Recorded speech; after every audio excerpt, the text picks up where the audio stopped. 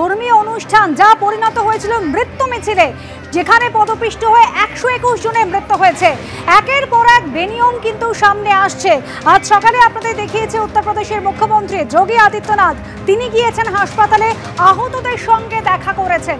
আর যে ধর্মগুরু অনুষ্ঠানে এত বড় দুর্ঘটনা ঘটলো, এফআইআর এ তার নামই নেই।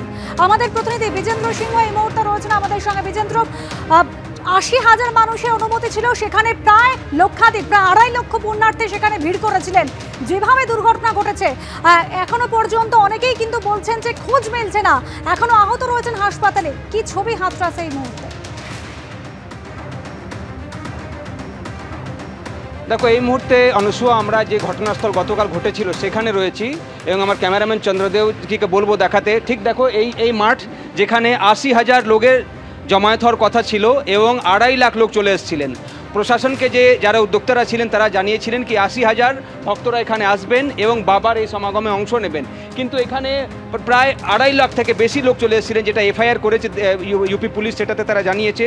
এবং মিসম্যানেজমেন্ট তো কোথাও না কোথাও হয়েছে। যখন 3টের সময় গতকাল প্রোগ্রাম শেষ হচ্ছিল, যখন বাবা এখান থেকে বেরিয়ে যাবেন, সেই সময় আমরা দেখলাম কি বাবার থেকে চরণের ধুল নেওয়ার জন্য মহিলারা হুড়োহুড়ি করে এগিয়ে যাচ্ছিলেন এবং সেই সময় স্ট্যাম্পিড হয়েছে। একজন মহিলার সঙ্গে আমি কথাও বললেন, যিনি গতকাল এখানে ছিলেন।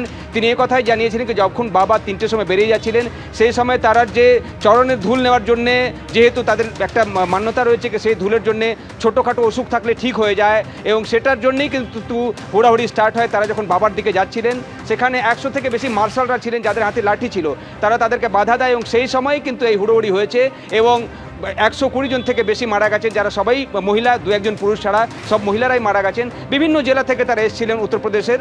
এবং আজ সকাল থেকে প্রচুর ভিড় রয়েছে এই এটা আলিগড় রোডে। আমরা এই মুহূর্তে দেখতে পাচ্ছি ঠিক এটা আলিগড় রোডের পাশেই এটা রয়েছে এবং একজন দিদি এখানে এসছেন। তিনি আগ্রাতে একটা স্বেচ্ছাসেবী সংগঠন চালান এবং মহিলাদের মধ্যে যে ভুল ভ্রান্তি থাকে সেটাকে দূর করার জন্য তারা কিছুক্ষণ আগে আমরা দেখলাম বাবার যে ছবি রয়েছে সেটাতে চটি ছুটছিলেন।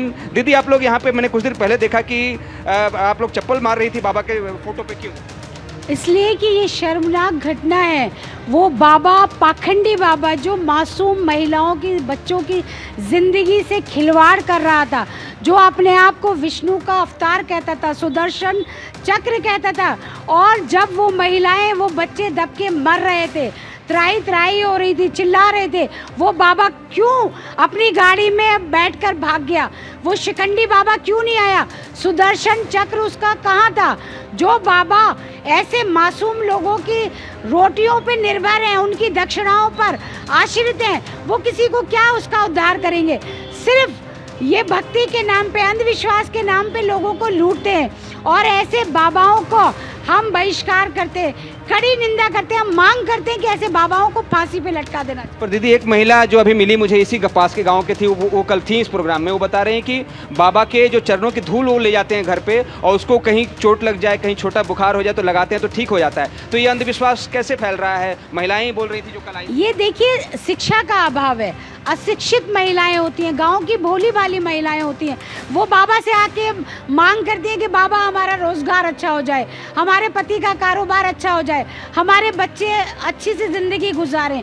और ये बाबा क्या करते हैं? उनके नाम पे सारे पैसे, सारे जेवर उनके ले लेते, आश्रम में बैठ के उनसे पैर दबवाते। तो निश्चित तौर पर जब ये इतना हो रहा था, हम उन महिलाओं से भी निवेदन करते हैं कि क्यों इस पाखंड के जाल में हैं आप? आपको सेवा करनी है तो अपने पति की करिए। वो पति जो शादी के बाद आपकी पूरी ज़िंदगी आपका साथ देता है, आपके बच्चों का साथ देता है, आप अपने सास ससुर की सेवा करिए। आप खुद अपने मंदिर में साक्षात भगवान है, उनकी पूजा करिए। ये खुद जब हमारी रोटियों पे निर्भर हैं, ये हमारी क्या मदद करेंगे?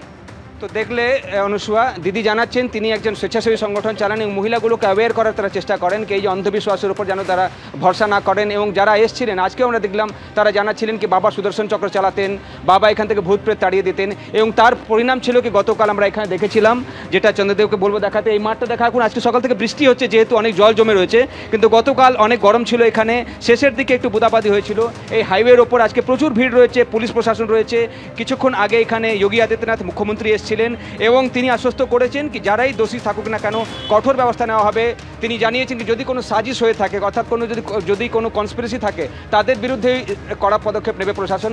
আজকে এই রিপোর্ট জমা দিতে চলেছে সেই কমিটি যেটা মুখ্যমন্ত্রী গঠন করেছেন।